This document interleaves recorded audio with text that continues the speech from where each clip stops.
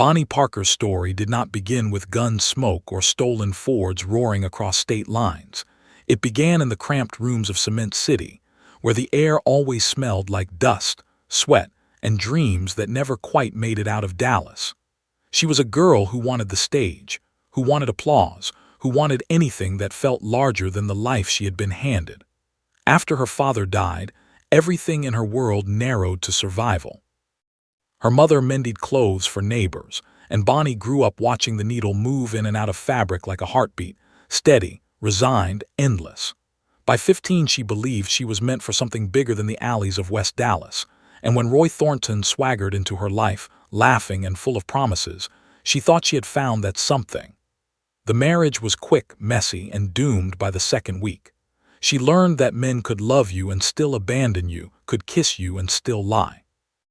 By 19, she was a waitress, trapped behind a counter with an apron that smelled like frying grease, dreaming into the pages of a small diary she hid under her pillow. Clyde Barrow's beginning looked nothing like hers, yet somehow mirrored her struggle. He was born into poverty so deep that his family slept under their wagon before they could afford a tent. The Barrows were survivors, hardened by Texas sun and the taste of hunger. Clyde was small, wiry, and restless from the moment he learned to walk. Trouble followed him before he ever sought it. At 17, he was arrested for the first time, and after that the line between petty theft and a life of crime blurred until it was nothing but memory. He was a boy who wanted more, but every door he knocked on slammed shut, and every job that should have saved him cracked under the weight of desperation. When Bonnie met Clyde in January 1930, it was not fate, it was two storms colliding. She walked into a friend's house and saw him standing by the kitchen table, eating cold beans from a can with the kind of confidence that made him look invincible.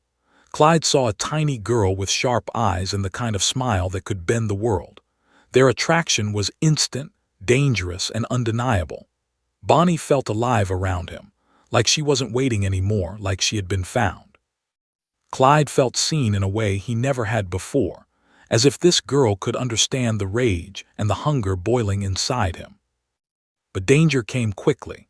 Clyde was arrested weeks later for auto theft, dragged from the world he was just beginning to build with Bonnie. She visited him, slipping notes through bars, whispering promises during brief meetings. She was not yet a criminal, but her loyalty to him planted the first seed of the outlaw she would become. When she smuggled a gun into the jail, small enough to hide in her clothing but powerful enough to force an escape, she crossed a line that could never be uncrossed. Clyde fled for a week before being caught again, thrown into the brutal world of Eastham Prison Farm, where cruelty was currency and violence was law. What happened inside Eastham changed him forever. Clyde was beaten, starved, and sexually assaulted by an inmate who preyed on the weak. Clyde was no longer weak. One night he waited with a piece of steel pipe hidden under his mattress. When the moment came, he swung with every ounce of hatred the prison had carved into him. The man collapsed, skull crushed, dead before he hit the ground. Another inmate took the blame, but Clyde knew what he had done. Worse, he knew what it had turned him into. He had his toes amputated soon after. Some say he begged another inmate to do it with a razor blade. Others say he did it himself. He wanted out of the field labor, out of the endless beatings. He did not know that his mother had already secured his release. When Clyde limped out of Eastham with 2 toes missing and a fire in his eyes, he was no longer a petty criminal. He was a man built for revenge. Bonnie saw him again in 1932, walking toward her mother's house with a limp and a hardness he hadn't carried before. She didn't ask questions. She simply let him into her life, knowing that whatever path he was on, she would follow. The love between them was not gentle. It was raw, consuming, and reckless, built on longing, anger, and the belief that nobody else in the world understood them. They started small. Clyde robbed gas stations, grocery stores, and the occasional rural store that barely had $50 in the register. The newspapers painted them as glamorous bank robbers, but the truth was far less elegant. They were broke more often than not, sleeping in stolen cars, hiding in barns, eating cold beans out of cans like the ones Clyde had eaten when Bonnie first saw him. but the danger was intoxicating. Bonnie wrote poems in stolen notebooks, scribbling verses about death and destiny while Clyde planned their next robbery. She wasn't pulling the trigger yet, but she was fully part of the life, watching for police, delivering messages, helping stash weapons. Their first real violent moment came on April 30, 1932, when Clyde, Bonnie, and an accomplice were approached by sheriff's deputies in Kaufman County. Gunfire erupted, and Bonnie was captured while Clyde escaped. She served only a short stint, but the time behind bars tore at her. She wrote poems, longing for Clyde, swearing she would never again let herself be separated from him. When she was released, she ran straight back to him, unaware that their lives were about to tilt into the kind of violence that would make their names infamous. The Barrow gang formed slowly, almost accidentally. Clyde's brother Buck joined after his own release from prison, bringing along his wife Blanche, who hated the criminal life but refused to abandon her husband. They were a mismatched group, some hardened criminals, some reluctant, but all bound to Clyde's leadership and the desperation of the times. The Great Depression had shattered the economy, and people across the country were jobless, homeless, and angry. Crime wasn't just a path for the reckless, it became survival for many. Clyde wanted revenge on the Texas prison system, and he believed robbing banks, stealing cars, and killing officers who tried to stop him were stepping stones toward that vengeance. Bonnie, by contrast, didn't crave bloodshed. She craved Clyde. She went wherever he went, even when it terrified her, even when it meant sleeping in abandoned farmhouses surrounded by rifles, even when the sound of gunshots left her ears ringing for days. Their crimes escalated not because they wanted infamy, but because every robbery, every escape, pushed them deeper into a corner. Law enforcement began to recognize Clyde's style, his preference for the Browning automatic rifle stolen from National Guard armories, his fast getaway cars, particularly the Ford V8s that could outrun nearly any police vehicle. The newspapers started printing their names. Then their photos. Bonnie, with her beret and slim frame, became an icon almost overnight. America turned them into celebrities, dangerous, yes, but glamorous in the eyes of young people who saw them not as killers, but as rebels against a broken system. But the truth behind the pictures was far uglier. Bonnie was injured badly in June 1933 when Clyde crashed their car after missing a detour sign. Battery acid spilled over her leg, burning her flesh so deeply she could barely walk. Clyde carried her to safety, and for 6 weeks the gang hid in an abandoned farmhouse while Bonnie screamed through the pain. She never fully recovered, relying on Clyde or crutches to move. The newspapers continued to portray her as a gun-wielding femme fatale, but the reality was that she spent much of her last year alive unable to run or even stand for long. The gang left a trail of bodies behind them, police officers shot during traffic stops, store owners killed during robberies, civilians caught in crossfire. Bonnie never fired the fatal bullets in most of these killings, but she was present, complicit, and immortalized as an equal partner. Some witnesses insisted they saw her shooting at officers. Others said she screamed for Clyde to stop. History remains divided, but the legend only grew. By early 1934, law enforcement across the Midwest and South had grown tired of chasing shadows. Clyde had become too dangerous, too skilled at slipping through traps, too cold-blooded in the eyes of the officers who wanted justice for fallen comrades. That was when Frank Hamer, a retired Texas Ranger with a reputation for relentless pursuit, was hired to hunt the pair down. Hamer studied their patterns, their love for backroads, their reliance on safe houses, their use of stolen cars. He followed them across states, piecing together their movements like a puzzle, waiting for the moment they would slip. Meanwhile, Bonnie and Clyde's world was shrinking. Every day brought a new close call, a new headline, a new officer dead. Their photos appeared everywhere. Families posted guards outside their homes. Police departments upgraded their weapons specifically to match Clyde's firepower. Everyone knew the end was coming. Even Bonnie felt it. She wrote it into her poem, The Trail's End. a chilling prophecy foretelling their violent deaths. Still, they kept running, kept robbing, kept surviving. Their love hardened into something desperate and exhausted. Bonnie dreamed of a normal life, though she knew she would never live one. Clyde dreamed only of taking down East End Prison, the place that had broken him.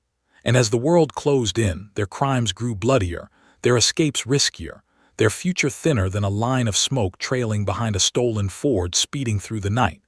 Bonnie and Clyde were no longer small-time outlaws by 1933. They had drifted from one dusty Texas county to another, from Oklahoma backroads to Missouri hideouts, leaving behind tire tracks, stolen gasoline receipts, empty ammunition boxes, and newspaper stories that grew more sensational with every passing week. The Barrow gang, sometimes large, sometimes reduced to just the two of them, lived in a permanent state of flight. They slept with guns beside their pillows, woke to the sounds of stray dogs or snapping twigs outside abandoned cabins, and trusted no one except each other. Their getaway cars, especially the Ford V8s Clyde adored, became their homes, their escape pods, their best weapons. Clyde drove with one hand on the wheel and the other on a stolen bar, as if the world was constantly seconds away from collapsing on top of them. Their time at the Joplin apartment in April 1933 became one of the most infamous episodes of their criminal life. Clyde had chosen the upstairs unit because it offered multiple exits and a good view of the street, but the neighbors had quickly become suspicious. The strange group upstairs, the limping girl, the armed men, the constant car switches, the bags carried in at all hours, created a quiet buzz of fear. It was only a matter of time before police came to investigate. It happened in the late morning.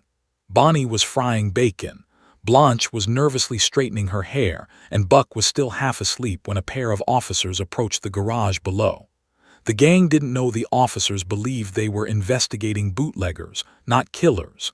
But Clyde Barrow didn't wait long enough to find out their intentions.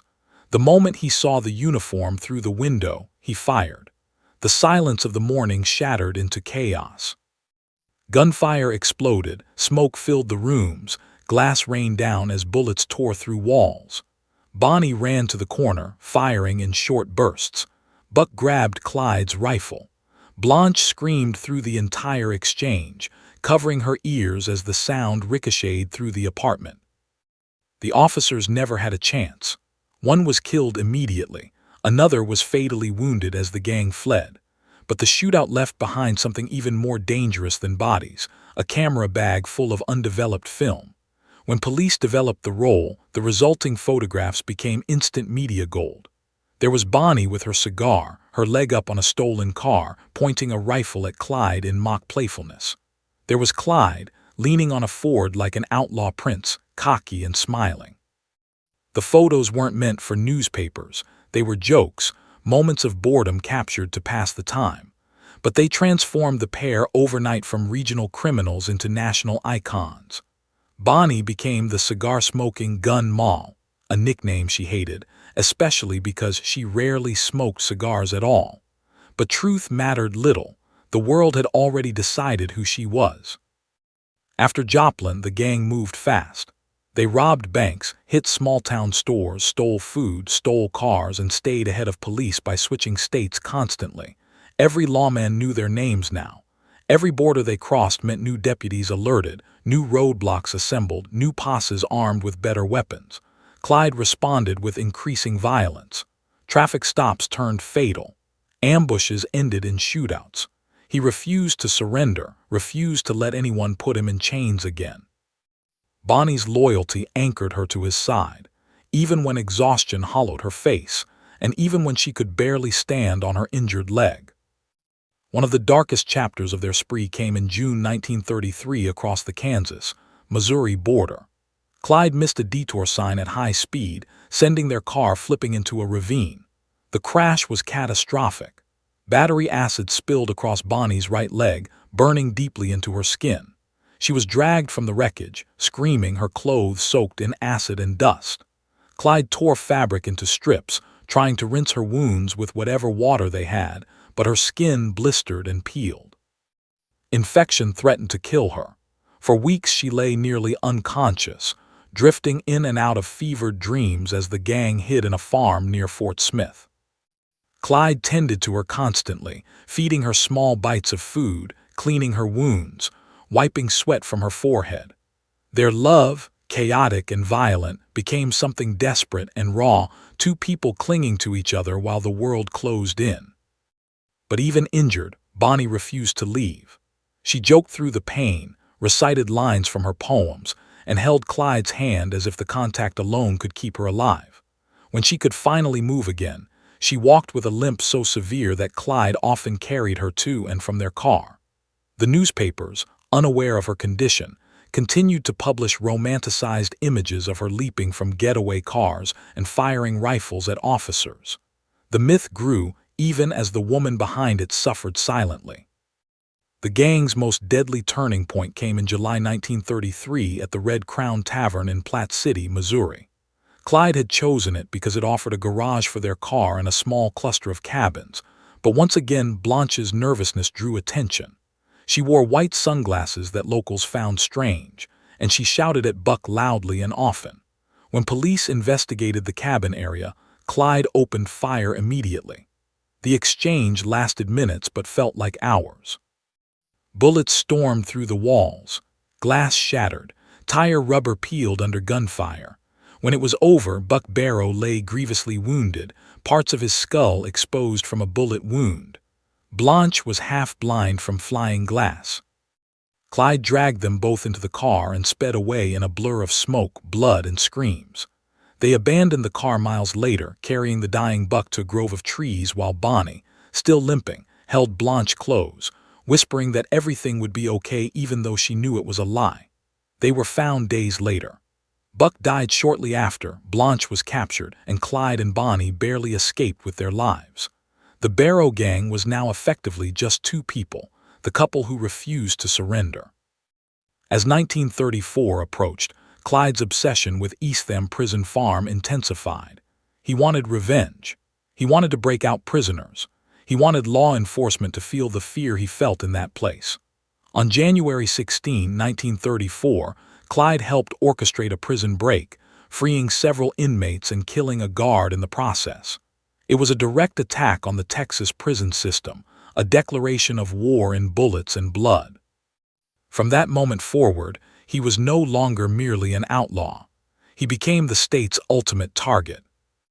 That attack sealed Bonnie and Clyde's fate. Officials needed someone who could match Clyde's cunning, someone with patience and endurance, someone who could think like a criminal but hunt like a predator. They called Frank Hamer, a legendary ex-Texas Ranger who had hunted everything from river pirates to killers hiding in the borderlands. Hamer was relentless, disciplined, and utterly unmoved by public sympathy. While the newspapers painted Bonnie and Clyde as tragic rebels, Hamer saw only murderers who needed to be stopped. He began tracking them state by state, studying their patterns like a scholar poring over ancient texts. He noticed that Clyde always doubled back to familiar territory, that he loved rural backroads, that he used the same types of stolen cars, that he relied heavily on safe houses in Texas and Louisiana. Clyde believed he was unpredictable, but Hamer could see the ritual beneath the chaos. Meanwhile, Bonnie and Clyde grew thinner, more exhausted, and more desperate. They stayed with Henry Methvin's family near Bienville Parish, Louisiana, a rural area where people still lived in cabins surrounded by pine forests and muddy roads. Methvin's father, Ivy, offered shelter, food, and a quiet place to hide. Bonnie helped cook meals, even though her legs still flared with pain whenever she stood too long. Clyde cleaned guns constantly, packing like a caged animal. They talked sometimes about running to Mexico, sometimes about going straight, sometimes about dying together because there seemed no other path left. The legend made them symbols. Reality made them ghosts, shadows slipping through counties, sleeping in the back seats of stolen cars with pistols under their coats, waking at every sound. Every officer in multiple states had orders to shoot on sight. Every newspaper headline made them look more dangerous, more wild, more untouchable. Crowds gathered in towns whenever a rumor spread that Bonnie and Clyde had been spotted nearby. Some people admired them. Some feared them, some wanted to help them. But most just wanted to see the spectacle. They made fewer robberies now, partly because Clyde had become so paranoid and partly because Bonnie's mobility was limited. When they did rob, they rarely got more than a few $100s. Their criminal spree was not luxurious. They lived on sandwiches, canned goods, stolen milk, and the generosity of those who sympathized with their outlaw image. They washed in creeks, cut their hair with pocket knives, and slept on coats instead of beds. And yet their bond grew stronger. Bonnie sometimes rested her head on Clyde's shoulder during quiet nights in the car, murmuring lines from her poems about dying together. Clyde often stroked her hair, promising they would never be taken alive. They weren't romantic heroes. They were doomed lovers, and they both knew it. Hamer knew it too. By April 1934, he had a nearly complete map of their movements. And when Henry Methvin accidentally shot a police officer in Oklahoma during a robbery, the Methvin family saw an opportunity. If they helped Hamer catch Bonnie and Clyde, perhaps Henry could receive a pardon. Ivy Methvin became the key. Hamer waited patiently, setting traps, watching roads, examining tire tracks, questioning informants. He moved like a hunter who knew the animal was close. Bonnie and Clyde continued visiting the Methvin property, unaware that betrayal was closing in around them like a tightening noose. In May 1934, the end approached silently, hidden in the pine shadows of Bienville Parish. Clyde was tired. Bonnie was injured. Their lives had become a cycle of running, hiding, bleeding, killing, surviving. Whatever they had once hoped for was gone now, replaced by an exhausted acceptance that death was their only escape. Their final days were tense but strangely calm. Bonnie joked more, laughed more, almost as if she sensed the end approaching. Clyde cleaned his guns obsessively. They rode through the Louisiana countryside listening to birds, the quiet broken only by the hum of the Ford's engine. They were no longer planning robberies. They weren't even planning escapes. They were simply moving, two ghosts drifting through the final stretch of their doomed journey. Hamer and his posse waited in the dense roadside brush with automatic rifles loaded and ready. They knew Bonnie and Clyde's car would come down Highway 154. They knew Clyde would slow when he saw Ivy Methvin's truck staged on the side of the road. They knew the couple never expected betrayal. It was all nearly in place. And Bonnie and Clyde had no idea death was only hours away. The morning of May 23, 1934, began with a kind of quiet that felt unnatural on the dirt roads of Bienville Parish. The mist hung low over the pine trees, coating the branches in a pale shimmer as if the forest itself was holding its breath. Frank Hamer and his posse had taken their positions hours before dawn. They had barely slept, barely moved, barely spoken. Each man sat with his rifle ready, boots planted in the soil, eyes fixed on the long, empty stretch of Louisiana Highway 154. They knew only one thing with certainty. If Clyde Barrow saw them first, they would die before they fired a single shot. And if Bonnie Parker saw them, she would scream, giving him the second he needed to escape. There could be no warnings, no orders to surrender. This would be an ambush so sudden, so violent, that neither outlaw would have time to reach for a weapon. Just after 9 o'clock, the first sign arrived. A distant motor, faint and shaky, weaving through the morning air. Hamer signaled the men silently. They tightened grips around rifle stocks, breaths held, nerves hardening into the cold resolve of men who had been waiting for this moment for months. Dust stirred on the horizon, swirling like a thin ghost rising from the earth. A familiar Ford V8, stolen from a nearby town days earlier, rolled into view. Clyde was driving. Bonnie sat beside him, her slight frame barely visible through the glare of the windshield. Hamer's eyes narrowed. This was it. This was the moment history would record in blood and shattered glass. Clyde slowed the car when he saw Ivy Methvin's truck positioned awkwardly on the shoulder of the road. The plan had worked. Ivy's truck looked like it had been abandoned, and Clyde was always cautious around stranded vehicles on rural highways. He lifted his foot from the accelerator. The Ford dipped slightly. The engine's growl softened. Bonnie leaned forward as if she intended to get a closer look. She held a sandwich wrapped in paper, breakfast, quick and simple. She had no reason to suspect betrayal. No reason to expect an ambush. No reason to believe she was seconds away from death. And then everything exploded. Before Clyde could reach for the brake, before Bonnie could look up, before either of them could speak, Hamer's posse opened fire. They did not shout commands, did not offer a chance to surrender. The sound was deafening, an eruption of gunfire that shattered the quiet morning and echoed across the pine forest. Automatic rifles tore into the Ford, bullets slicing through metal, glass, and flesh. The windshield disintegrated in a flash of airborne shards. Bonnie screamed, a high, startled sound swallowed instantly by the roar of gunfire. Clyde never moved again. The first bullet struck him directly in the head, snapping his body sideways, killing him instantly. His foot fell from the pedal. His hands loosened on the wheel. The car rolled forward slightly, propelled by the last momentum of the slowing engine. A second volley of shots ripped through him, turning his shirt crimson. Bonnie's body jerked violently as bullets pierced the passenger door. She tried to move, maybe to shield herself, maybe to reach for Clyde, maybe out of instinct alone. A bullet tore through her leg, the same one injured in the car crash months before. Then another struck her side. She screamed again, though the sound was swallowed by the endless thunder of rifles.